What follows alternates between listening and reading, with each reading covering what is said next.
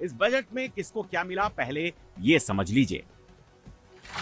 Transport के लिए 5,98,520 crore, defence के लिए 5,94,585 करोड़, ग्रामीण विकास के लिए 2,73,108 करोड़, होम अफेयर्स के लिए 2,55,234 करोड़, एग्रीकल्चर और उससे जुड़ी गतिविधियों के लिए 1,62,671 करोड़, एजुकेशन के लिए 1,39,289 करोड़, एनर्जी के लिए 1,09,029 करोड़, स्वास्थ्य सेक्टर के लिए 1,04,599 करोड़, शहरी विकास के लिए 85,522 करोड़, आईटी और टेलीकॉम सेक्टर के लिए 74,560 करोड़, कॉमर्स और इंडस्ट्री के लिए 70,296 करोड़, सामाजिक कल्याण के लिए 62,362 करोड़, साइंटिफिक डिपार्टमेंट्स के लिए 55,756 करोड़, टैक्स एडमिनिस्ट्रेशन के लिए 45,500 करोड़, विदेश मामलों के लिए 22,119 करोड़, वित्त विभाग के लिए 20,649 करोड़ और उत्तर पूर्व के विकास के लिए 6,812 करोड़ रुपए का बजट रखा गया है। इंफ्रास्ट्रक्चर और सुरक्षा पर सबसे ज्यादा ध्यान दिया गया है। जिस तरह पूरी दुनिया में युद्ध और तनाव बढ़ रहा है, उसे देखते हुए सरकार ने रक्षा मंत्रालय को कुल 7.8 लाख करोड़ का आवंटन किया है।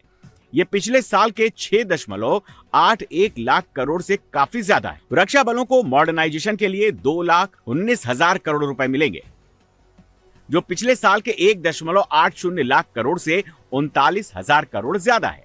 आत्मनिर्भर भारत के तहत स्वदेशी हथियार और निर्यात बढ़ाने पर काफी ध्यान दिया गया है। गांव, गरीब और किसानों की जिंदगी को बेहतर बनाना सरकार की टॉप प्रायोरिटी है।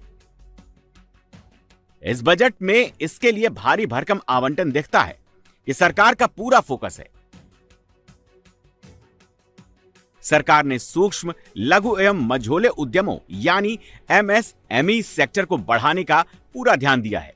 वित्त मंत्री ने इस बार के बजट में एमएसएमई के लिए बड़े ऐलान किए हैं, जिसमें छोटे कारोबारियों को बड़े फायदे होने वाले हैं। इससे न सिर्फ ज्यादा रोजगार सृजन होगा, बल्कि छोटे शहरों के कारोबारियों को भी ज्यादा फायदा होने वाला है। बजट में महात्मा गांधी हैंडलूम योजना शुरू करने का ऐलान किया गया है। इसके अलावा एमएसएमई सेक्टर के लिए 10,000 करोड़ का प्रस्ताव इस बार के बजट में रखा गया है। सरकार छोटे लोन के लिए गारंटी भी देगी। इसके अलावा सरकार छोटी कंपनियों से सीधे सामान खरीदेगी, जिसका फायदा छोटे व्यापारियों को होगा। साथ ही वन डिस्ट्रिक्ट वन प्रोडक्ट को बढ़ावा दिया जाएगा। अब आपको इस बजट में और क्या खास है, ये भी बताते हैं। देश में इनकम टैक्स एक्ट 1 अप्रैल 2026 से लागू होगा।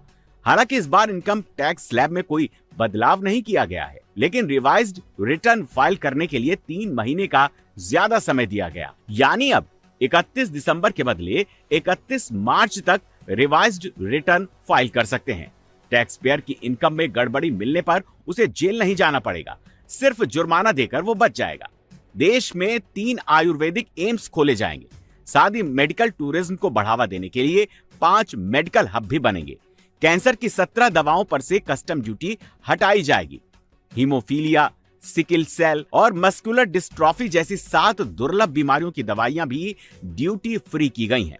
देश में 7 हाई स्पीड रेल कॉरिडोर बनेंगे। मुंबई पुणे, पुणे हैदराबाद, हैदराबाद बेंगलुरु, हैदराबाद चेन्नई, चेन्नई बेंगलुरु, दिल्ली वाराणसी और वाराणसी सिलीगुड़ी को रेल कॉरिडोर की सौगात मिली है।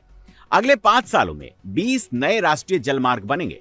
बनारस और पटना में जहाज मरम्मत सुविधाएं विकसित की जाएंगी। समुद्री विमान VGF योजना की शुरुआत की जाएगी। 5 लाख से ज्यादा आबादी वाले टियर 2 और टियर 3 शहरों के विकास के लिए 12.2 लाख करोड़ खर्च करने का ऐलान किया गया है। 15,000 सेकेंडरी स्कूलों और 500 कॉलेजों में कंटेंट क्रिएटर लैब्स बनाए जाएंगे। देश के 789 जिलों में लड़कियों के लिए हॉस्टल बनेंगे। हर जिले में एक हॉस्टल बनाया जाएगा।